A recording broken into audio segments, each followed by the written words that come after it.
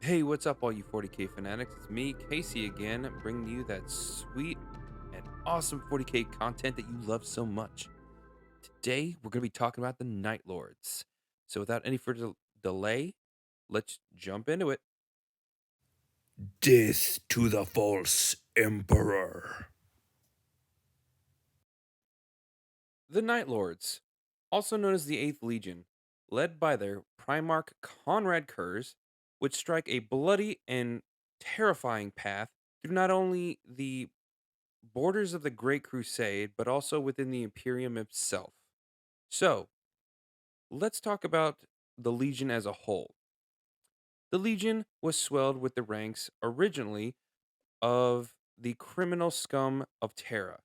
Once their Primarch, Conrad Kurz, had been found on the world of Nostromo, most of the Legion would take on the traits of not only their Primarch, but also the planet of Nostromo as a whole. Recruiting the ranks of their Space Marines from the world, Conrad Kurz would go on and go under the tutelage of Fulgrim of the Third Legion, the Emperor's Children. Conrad would be sent his recruits from the world of Nostromo, a world of perpetual night that he had unified under the fearful watch of his leadership. Unfortunately, after he left, the world sunk back into depravity and criminal violence planet wide. And instead of giving him the noble, most virtuous sons of their world, the planet started giving him the pure, disgusting gutter scum that populated their prisons. The violent offenders, sexual assaultists, and even the people that committed the R word, which is unfortunate that I can't say it because YouTube will do not monetize me.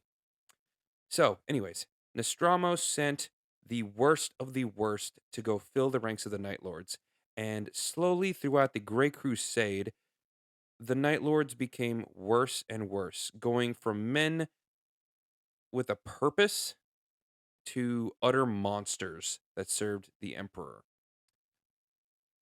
The Night Lords and their beliefs stuck to a sense of askew justice, that the most brutal and terrible ways that you can punish someone prevents all crime and injustice. So, oftentimes, they would punish planets that were not in imperial compliance by torturing, destroying, murdering, flaying just about anyone they could get their hands on. One example was an imperial world that had rebelled against imperial governance. The Night Lords showed up, and the rest of the solar system pretty much paid all their taxes immediately.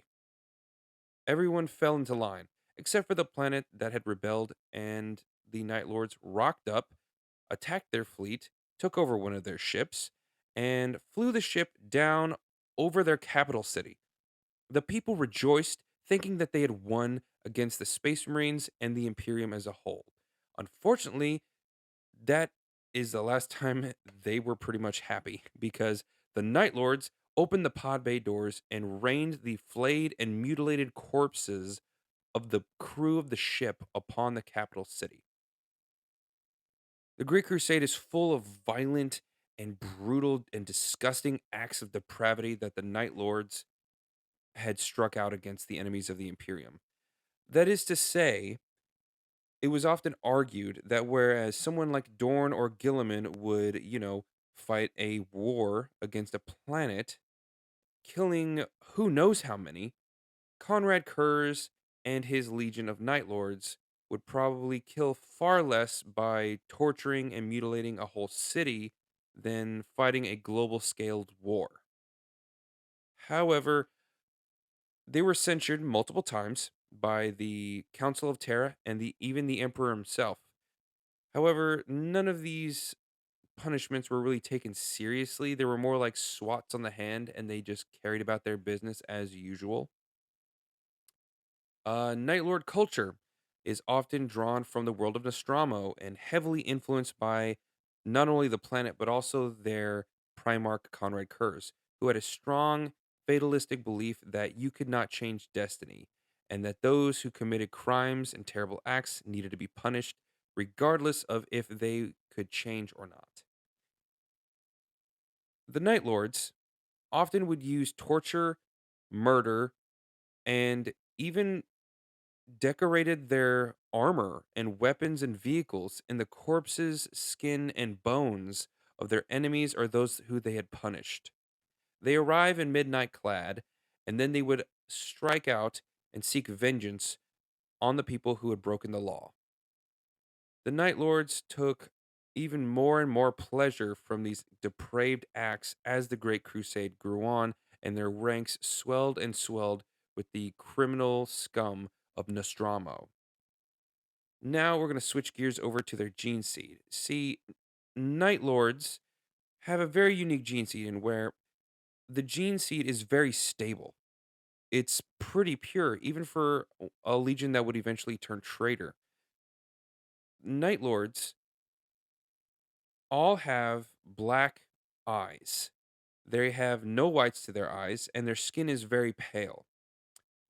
Whether this is from Nostromo being a world of perpetual night and the citizens growing to evolve to that state, or the gene seed is still up for debate.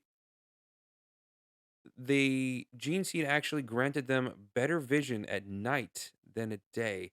While this was a particular boon for them, being able to see in night better than any other space marines, it was also a hindrance because they couldn't be around large explosions, bright lights without a helmet on. Another quirk about their gene seed is being brought down from the DNA of their Primarch Conrad Kur's. He suffered from many visions that often became true, and it made him a fatalist. He saw futures, but really didn't do anything to stop them from happening, which is why he saw his Space Marines being turned into monsters in the service of the Imperium that would eventually go on to fight other Space Marines and commit brutal and disgusting acts for all time. He just didn't think that there was anything that he could do about it. This gift would be passed on to many Space Marines who got his gene seed along the way. One being a Space Marine that was in the current setting of the 39th millennium or 40th millennium, I believe, named Talos Valkyran.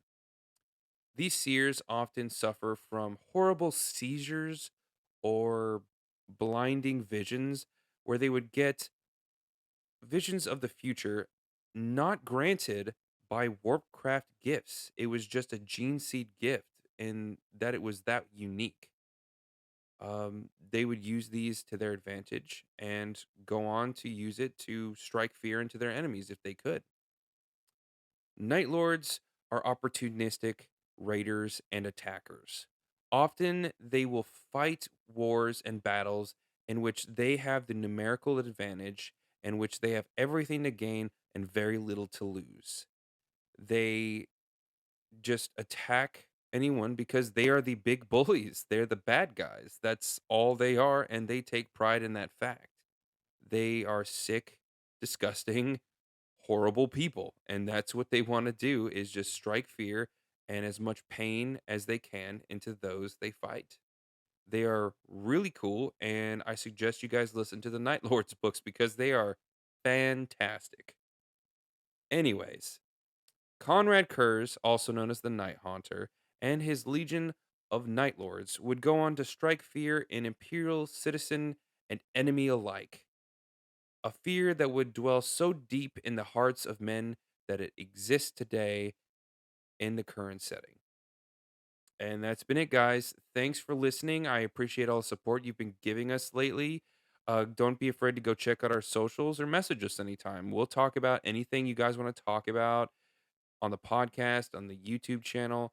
Send us some of your photos of your minis or, anything 40K related. We'll pop it up on our socials and just give you some free advertising. If you guys know anybody who needs some help or like somebody who wants to get their art out there, we'd really love to, share the love and really spread the wealth around. So, thank you guys so much for helping out, and I'll see you out there in the grim darkness of the far future. Peace.